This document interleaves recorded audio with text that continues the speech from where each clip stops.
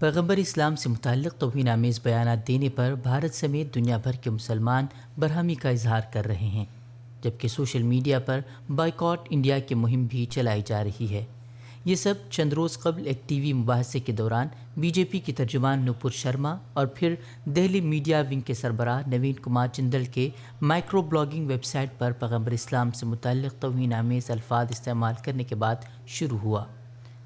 इस्लामी ममालिक में social media पर भारतीय मसनूआत की बाइकॉट मुहिम शुरू हो चुकी है।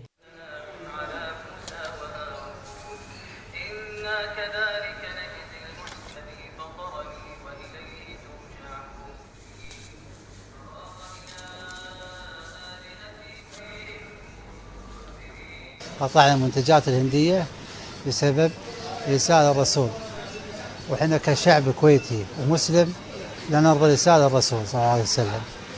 صراحة مقاطعة الهند هذا شيء مفروض على كل مسلم وعلى كل دولة، لأن هذه تخص الرسول صلى الله عليه وسلم، واللي يخص الرسول يعم على المسلمين كلهم. يجب على كل الدول الإسلامية وعلى كل الأفراد أن يقاطعون جميع البضائع الهندية وتكون ردة فعل يأخذ بها بالاعتبار يعني. पैगंबर इस्लाम से मुतल्लिक़ तौहीन आमेज़ अल्फाज पर ओमान के मुफ्ती आज़म शेख अहमद बिन हमद अल खलीली ने ट्विटर पर बीजेपी तर्जुमान के बयान की मजम्मत की है। मुफ्ती आज़म की जानिब से जारी होने वाले बयान में कहा गया है कि हिंदुस्तान में हुक्मरान इंतहा पसंद जमात के सरकारी तर्जुमान की पैगंबर इस्लाम की शान में गुस्ताखी हर एक के खिलाफ जंग है। मुसलमानों के लिए यह एक ऐसा मामला है जो तमाम मुसलमानों को एक कौम के तौर पर उठने का मुतालबा करता है।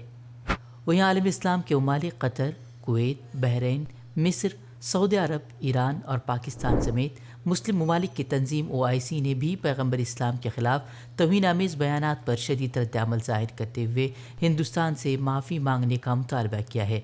ताहम इस्लामी ममालिक के दबाव के बाद अब बीजेपी ने 2 पार्टी रहनुमाओं की पार्टी की बुनियादी रुकनियत मुअत्तल कर दी है, लेकिन उनके खिलाफ कई FIR दर्ज होने के बावजूद अब तक कोई कानूनी कार्रवाई नहीं हुई है।